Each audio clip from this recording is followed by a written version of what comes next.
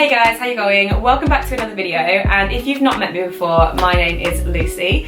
Now, if you've never seen any of my videos, I'll give you a super quick background on me. So, several years ago, I lost 4.5 stone, which is around 30 kilos, and after that, I got into a style of training called calisthenics, which is bodyweight training, and I became super passionate about that, and especially getting women who were beginners into calisthenics, just like I was. So I've been working on that ever since, and I also became a personal trainer and an online coach, as well as making content here all about calisthenics and fat loss and getting a healthy, maintainable lifestyle. So that being said, in today's video, I'm going to be taking you through the only 3 things that you need to focus on if your goal is to lose fat and live a nice, healthy, happy lifestyle. Okay, so if you clicked on this video looking for a quick fix or for me to sell you the dream, I'm here to tell you it doesn't exist with fat loss. If your goal is to lose fat, it takes dedication and hard work and consistency for a reasonable time period, okay? You need to look at this as a lifestyle change. Okay, so with that being said, the first thing we're going to talk about, and probably the most important for fat loss, is going to be nutrition and creating a calorie deficit. Okay, so the world of nutrition is super confusing. I totally get that because I was really confused too. I thought I was eating healthily, I was cooking my meals at home, I was snacking on things like muesli bars and orange juice, not fizzy drinks and chocolates, yet I was still overweight. And now I have the education and understanding, but at the time I literally remember sitting there thinking, I just don't know what to do. I just want someone to tell me what I should eat, when I should eat, how often, all this sort of stuff. But now I understand it's a lot more simpler than that. It's just that there's so many messages out there, especially nowadays, that are confusing the matter. Okay, so we're going to strip nutrition right back down to basics, and we're going to start building it up so you can understand really what a calorie deficit is and what we're talking about when we're speaking about calorie deficits. So the first thing that we really want to focus on is what a calorie actually is, and also how you get calories in and how you get rid of them. So I want to really think about an equation that I'm going to put up on the screen here. It's something called the total daily energy expenditure, and all that's telling us is basically how much energy, or calories, because calories are just a unit of energy, how much energy our body is spending every single day. So this is made up of 4 different things, and we're going to go through them all here. So the first one is your basal metabolic rate, or your BMR. Now this is comprised of things like your weight, your height, how much muscle mass you've got, your age, things like that, things that can't easily be changed overnight. So your BMR is pretty much set, and you're not going to be changing it too much. So we're not going to focus on that too much today, but just so you're aware of what that is on the equation. Then we've got something called TEF, which is the thermic effect of food. Now this is how much energy your body uses to digest, store and use the food that you're eating. Again, it can be manipulated slightly, but really not to a huge extent, and we're not going to focus too much on that again today in terms of a calorie deficit, but again, you'll know what it stands for in this equation. Okay, so the next 2 that we can actually manipulate, which we're going to look at in a bit more detail, is NEAT and physical activity. So the first one, which says NEAT, actually stands for non-exercise activity thermogenesis, and that is a very fancy way of saying the activity that you're doing which is not planned and not structured. So it's not specifically going to the gym and training. That, for example, could be me choosing to stand up and film this video instead of sitting on the bed. It's going to use more energy. Me deciding to park a bit further away in the supermarket car park and walk to the store rather than parking right outside the front door. Or just like the general fidgeting that you're doing throughout, like I'm moving my hands now rather than sitting still. So your NEAT actually makes up quite a big portion of how much energy your body is using every day. But also we're going to look at physical activity, which is the one that people focus on mostly. So physical activity basically is just your exercise. So your planned, structured exercise sessions. That could be choosing to go out for a run for 30 minutes, could be your gym session or your training session at home. So your NEAT and your physical activity can be easily manipulated, and we can really scale up or scale down how many calories we're utilizing through those 2 methods.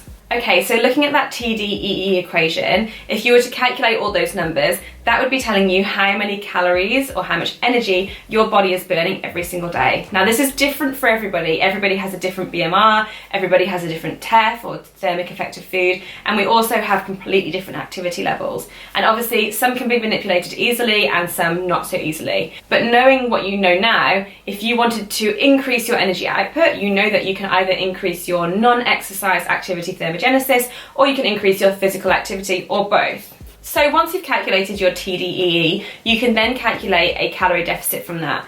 First, before we go into calorie deficits, we're going to talk about calorie maintenance. So with your TDEE number, let's just use an example of 2,000 calories. That is the average that the governments usually have as guidelines for women.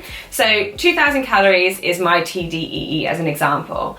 If I was to eat 2,000 calories every single day and not do any exercise, then I would just maintain the same weight. So I wouldn't be gaining weight and I wouldn't be losing weight. This is called calorie maintenance. If I was to then eat 2,200 calories a day and not increase my physical activity or anything like that, then I would gain weight because I'm eating in a surplus and my body is going to have too many calories coming in and it will store those calories as fat. Alternatively, if I was to eat too little calories and I started eating 1,800 calories a day, I'm in a deficit of 200 calories, which means my body needs to find that energy from another source. Ultimately, over time, if I was to continue to eat in that deficit, my body would lose fat because it's requiring that energy and it's taking it from my fat storage to use as an energy source. Okay, so now you have an understanding of how calories come in, how calories go out, but if you want to go into a deficit, how are you going to do that, and by how much of a deficit should you be in? So usually people do this by restricting the amount of calories that they're eating and eating in a deficit rather than upping their physical activity. In fact, they usually do both at the same time. They'll up their physical activity levels, aka burning more calories, and they'll start consuming less calories as well. It is important not to be in too high a calorie deficit because you need the energy for your workouts, and honestly it's just not enjoyable really either.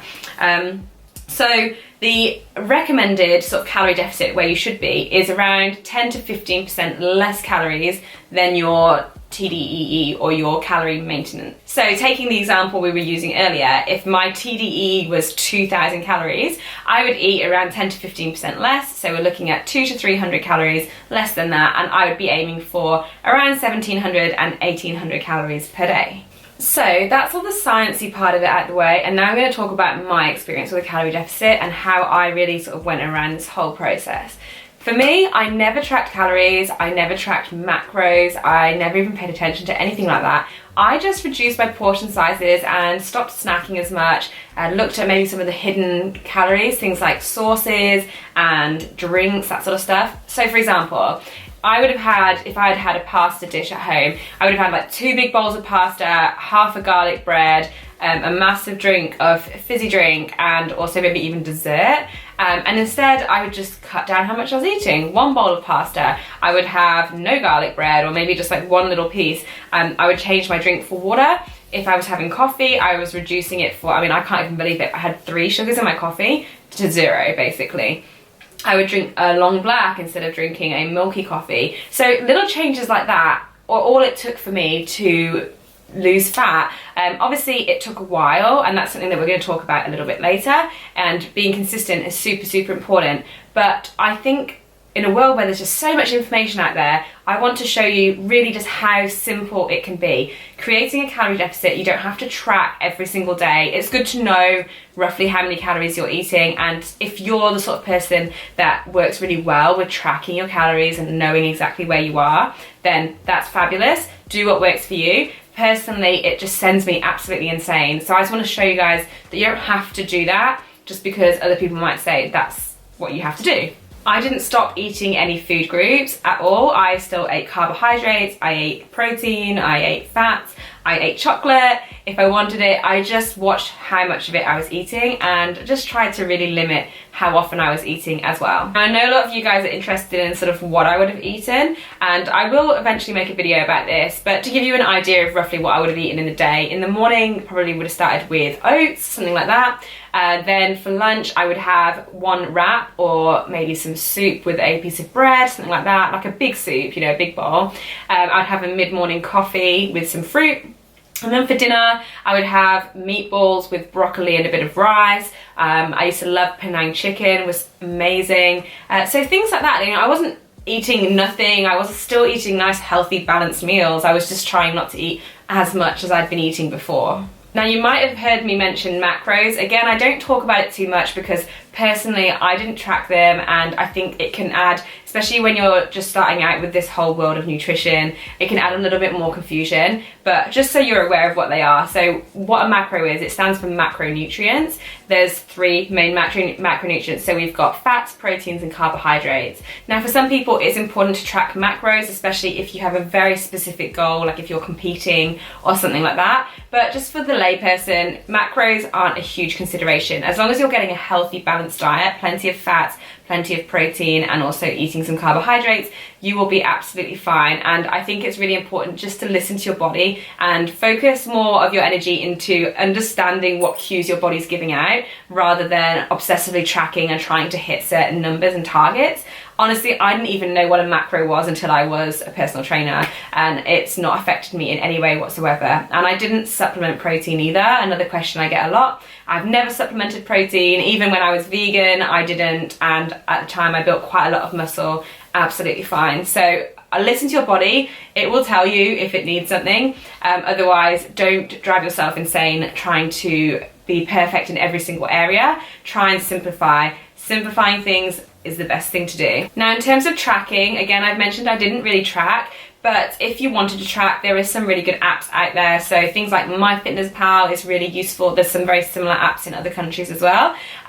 Again, I didn't track just because I did it and I found that it really affected my mindset more than anything. And I was becoming obsessive with food, and because I was tracking it so much, it was making me think about food more, which was making me hungry, which was making me angry that I couldn't eat as much, or that I don't know, it just put me in a really bad space. So for me, it didn't work, and I still don't track now. So tracking does have a place, and I think if you're just starting out, it can be quite good to track for a couple of days, being really, really honest with tracking every single thing that you put in your mouth and understanding how many calories you're eating, because you actually might be shocked at how many calories you're eating.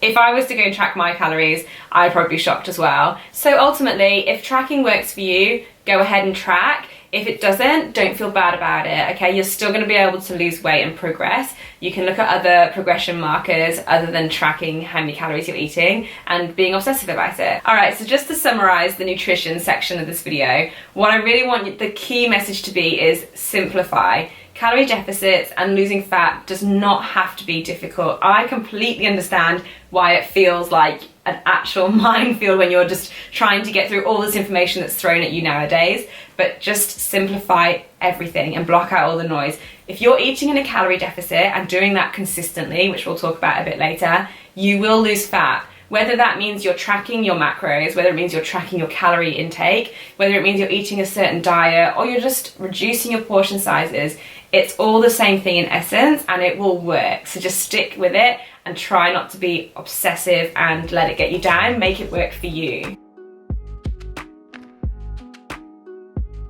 All right, so we've done nutrition. We are moving on to point number 2, which is going to be, of course, exercise. Okay, so we're going to quickly refer back to the total daily energy expenditure equation that we looked at in the nutrition section. Now we're going to be focusing on physical activity mainly, and we might touch on NEAT as well. But obviously we can easily manipulate those two things. Now, if you've already created a calorie deficit through the consumption of food or the calories that you're taking in, then the energy expenditure through physical activity is actually not a huge deal. And what I want you to think about when you're confused about what type of exercise you should do, or how often you should do it, or how long for, or what's the best for burning fat, think about the fact that if you're in a calorie deficit, you're going to be burning fat over time anyway. So do something that you enjoy with your exercise, because this is the part of the day where you get to relieve some stress, to get a bit fitter, stronger, healthier, and just really have fun. For me, I did HIIT exercise when I was trying to lose fat, and that is honestly because it was easily accessible, it was cheap, I didn't need to leave my apartment, I didn't need any equipment,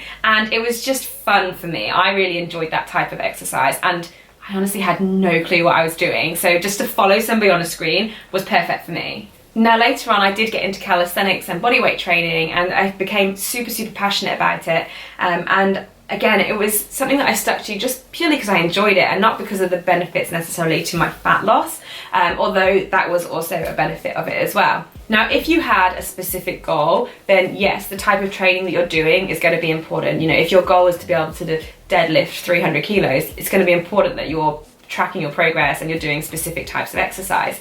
But if your goal is just general fat loss and health, then it really doesn't matter what you're doing, and consistency is going to be much more important than the specific type of exercise. Therefore, doing something that you enjoy and that is accessible to you is going to benefit you greatly. Okay, so let's talk training styles. I'm going to take you through a few different types of training, and we're going to discuss some of the benefits of each of those training styles and maybe how you can incorporate them into your routine somehow. So the first one we're going to talk about is resistance training. And when I say resistance training, what I mean is anything with weights. So that could be free weights, functional training, or bodyweight training.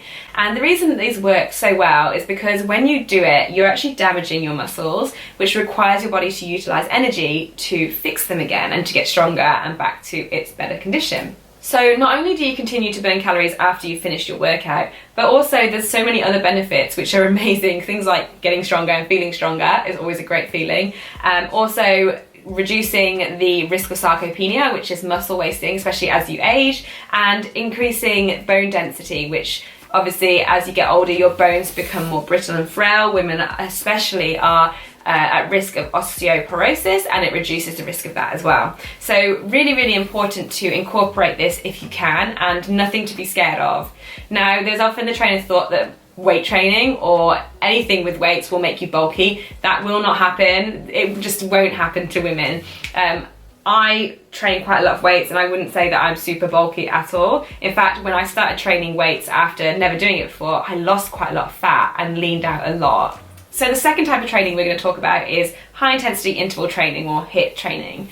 So this is a fantastic way of getting bang for your buck. These are quick workouts where you work at super, super high intensity and you just get those workouts done. You know, you're not having much rest, and you're just 20 minutes, 30 minutes, you're done. Like I said, I did these when I lost weight and I did the DVDs, and I found that my fitness increased quite quickly, that my form got a lot better quite quickly as well, and I just didn't have to think, like I was just following a video, which I really liked. So HIIT can incorporate cardiovascular training and also some resistance training into the same workout. So therefore it's fantastic for your cardiovascular health, but also will help you to an extent get stronger and definitely get fitter. The last one I'm going to touch on is cardio training or cardiovascular training. Cardiovascular training is still super, super important. Fantastic for your cardiovascular health, obviously, but also has many other benefits. So that's just 3 training styles that we're going to talk about. But I just wanted to give you an idea of the different types and also the benefits of each of them and how they kind of work. So now I just want to emphasize again that if your goal is fat loss, your main focus should be on nutrition and creating that calorie deficit. Therefore, the exercise portion of this equation should really be something that you enjoy and that's going to benefit your health and your body. So for me, I am passionate about calisthenics training, but I also love hiking and just being active in general. So I don't have a set routine, I don't have a set workout schedule, a split, I don't have a set time that I work out or anything like that. I am just active and I listen to my body and just do things that I enjoy. Again, I don't have any specific goals that I'm training towards in terms of, like, I'm not competing, I'm not trying to be an Olympic athlete. So for me, this is just my enjoyment, my fun, and what I'm passionate about. So I'm an advocate for just going out and trying different things and doing what you enjoy. So you need to try and remember that this is going to be something that needs to be maintained for a long time, and it's kind of like your new lifestyle. So it should definitely be something that you can keep up and sustain for a long period of time. Again, I feel like my message here is to simplify. Yes, there's going to be certain styles of training that are going to burn more calories, and every training style has different benefits to your body, but try to simplify it if this world is really confusing, and think about the fact that fat loss is going to come mainly from your nutrition. You can't out-train a bad diet. So your exercise portions should be a bit more fun, a bit more fluid. You don't have to be so structured. Again, if you like structure and you need a workout plan and you need to follow something, then you can get one of those, and that's fantastic. That works for you, that's brilliant. But you don't have to do that either. You know, it can be a lot more intuitive, and just take it day by day. Try to be as active as possible. Try to do a bit of resistance training, maybe do a bit of HIIT, maybe do a gym class, you know, whatever it is that you want to do. Try to really focus on some of the other benefits of exercise, things like how it improves your posture, how it improves your overall health, how it can make you more functional and just move better and feel better. These are things that are going to be really beneficial, especially as you go through your life, and something that shouldn't be taken for granted. Okay, so now we've talked about creating a calorie deficit through our nutrition. We've talked about what type of exercises we should be thinking about doing, and we're going to move on to our last point, which is consistency. Okay, so if your goal is to lose fat, it's going to take time, and you need to be realistic with your time frames. Weight didn't appear overnight, and it's definitely not going to disappear overnight either. For me personally, it took about 6 months for me to lose the majority of my weight, but it's been a couple of years in the process, really. So what you really want to do is think long term. Set yourself a realistic goal. You know, 12 weeks should really be the minimum that you're looking at, and probably no more than around ½ kilo to 1 kilo a week in weight loss is a nice, sustainable and healthy weight loss. Now, I think consistency and motivation kind of go hand in hand, and a lot of people message me saying, I've lost motivation, or how do you stay motivated? And to be honest with you, it's really hard to stay motivated all the time. It's not normal to be motivated all the time. You know, there's days you're going to have bad days, and there's days that you're going to struggle. What this needs to now become is a way of life for you. This is a long-term, sustainable and healthy lifestyle. This is not a fat loss, crash diet or anything like that. Something that can be really, really off-putting and demotivating is tracking continuously. So a lot of people will track their weight, and they will sort of set their progress by how much weight they've lost or gained. So if you were to weigh yourself every single day, you're going to see massive fluctuations. If you were to look at it day by day on a graph, you're going to see up and down the whole way. If you were then to zoom out and look at that graph as an entire year, you're going to see a nice smooth line where you're losing weight. So when your motivation is high, it's going to be a lot easier to stay consistent. You know, if you're seeing constant progress, you're losing weight on the scales, if that's what you're looking at, your measurements are going down, it's fantastic. But the day you step on those scales and you've stayed the same, or you've gained weight, which is inevitable, it's going to happen, our bodies aren't working in a linear way, that motivation is just going to slide away straight away. Now, weight is not the best way to track your progress, in my opinion, but if you want to weigh yourself, I would suggest trying not to weigh yourself every single day. I know it's super tempting, and there was times where I was doing that as well, but I think we need to again look at it as a long-term process and a sustainable lifestyle, rather than a day-by-day checking it to see where we're at and if we've hit our goal weight. The weight that you see on the scales is made up of so many different variables that are going to be fluctuating every single day, and there are much better progression markers that I think you should focus on rather than the weight on the scales. So some of the other progress markers that are going to be much more beneficial to track are things like measuring yourself, like physically measuring yourself with a measuring tape. So I used to do my bicep, my waist, my hips, my calf and also my chest. So measure yourself with a measuring tape. Taking progress photos. Oh my goodness, taking progress photos. I never did this. When I started losing weight, people say to me, take progress photos or you'll regret it. And I was like, no, I can't bear to look at myself. I don't want to see it. And I didn't take photos until I think around week 6. And even then I was really intermittent with it because I just couldn't bear to look at it. Biggest regret. And I always say to people now, please take it, because that will show you so much more than the weight on the scales will show you. You can see little changes, big changes. You know, I've had clients who they don't think they look any different or if they feel any different, and I'll show them photos which are maybe 4 weeks apart and the difference is just unbelievable, but they just can't see it. So please take progress photos. You don't have to show anyone, you don't even have to look at them yourself, but just take one of you facing the camera, one at the side and one at the back, and that's all you need to do. You can just put it into a file that you don't even need to look at. How your clothing is fitting. So if you've got a favourite pair of jeans or a dress, You know, you can try them on, see, are they feeling a little bit looser in any areas? You know, do they feel a bit more comfortable to wear? That's going to be a fantastic way of tracking your progress. Tracking how your fitness is progressing. If you're getting fitter and stronger, you know, you can track how long you can hold a plank for, how far you can run. If that's improving, how amazing is that? That's going to be so much more beneficial to you than what the weight on the scales is saying. And just generally thinking about how you feel and being aware of your general mood, your demeanor, and just your day-to-day life is also going to be really important. Now, these progress markers are much more important, in my opinion, and much more reliable than the weight on the scales. So I'm not saying don't weigh yourself, but try not to be obsessive with the weight on the scales, because that is probably the most unreliable way of marking your progress. When you're seeing progress, that's going to help keep you motivated and consistent towards your goals, but it's important to understand exactly what those goals are. I personally never had a specific goal weight at all. I just knew that I needed to lose weight to get healthier, and I just started working towards that. And to be honest with you, although there's times when I have got aesthetic goals, more so I have goals that I just want to feel a certain way, or I want to have a certain fitness level, and that to me is more important, about like how my body reacts and how my body is working, rather than specifically what weight I am. One thing I hear all the time is, I want to lose weight because it will make me happy. I totally get that, because I used to cry every single day in front of the mirror, and I thought that losing weight would be the key to my happiness. And honestly, I'm far more critical of myself now than I ever was before. There's definitely no way that losing weight can mean happiness, and there's so many people that I speak to are in similar situations. So what you want to really focus on is the other benefits of the weight loss. Of course, if you're going to lose fat, you're going to be much healthier. It's going to be good for your long-term health. You'll probably be happier because you'll be more active and you'll be able to take part in more activities, and maybe you'll love the way of life. You know, it's completely changed my life, and I'm doing something that I'm passionate about, and I've made it into my career, and that's just the most amazing thing. That would never have happened had I not lost weight.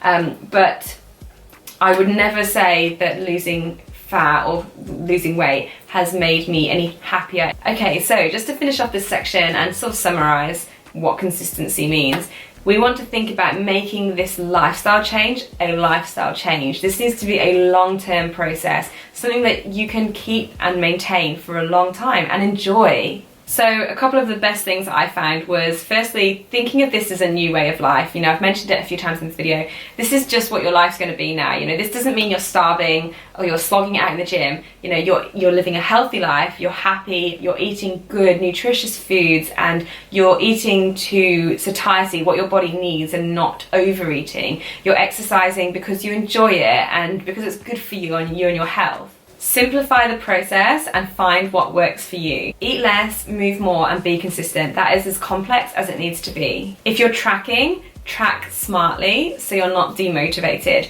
That means, are you tracking your calories? If you are and it's driving you insane, don't do it. Are you tracking all your workouts to see how you're progressing and it's driving you insane? Don't do it.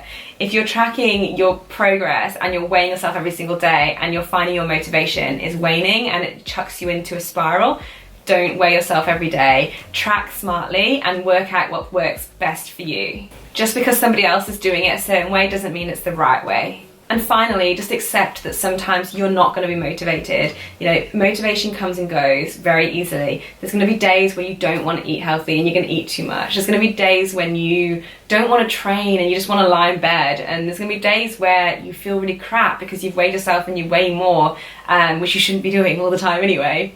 So just accept that motivation is going to come and go. My goal with this video is to help you understand that it's very, very simple to lose fat if that is what your goal is. All you need is 3 things. You need to eat less, move more, and be consistent. That is it. There's lots of little details that we spoke about in between, but that is the 3 main concepts, and the way you do that is completely up to you. You know, just make it work for you. I want you to enjoy this process because this is a long-term change and it should be something that you look forward to and that you enjoy. I feel super privileged that it is my job now to help other people understand what I once didn't. You know, I once was that person who just sat there and didn't know what to do. I was like, what do I eat? What exercise do I do? And I've kind of gone through all the minefields and cleared out all the noise, and now, you know, I've sort of narrowed it down and I understand how simple it really is.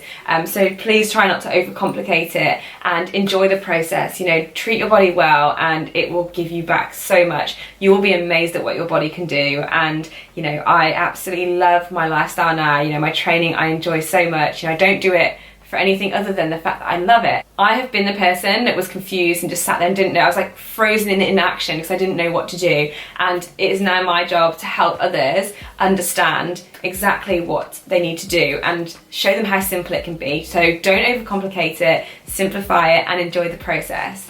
Okay guys, I hope this video has helped clear out some of the noise and help you understand that really fat loss is just very simple when you boil it down to the 3 key concepts. If you have any more questions at all, you can leave them down below, or you can always head over to my Instagram account and send me a message over there. I love hearing from you guys and helping you out. You know, it's the best job in the world, so thank you so much for allowing me to do it. Otherwise, I hope you all have an amazing day and I will see you in the next video.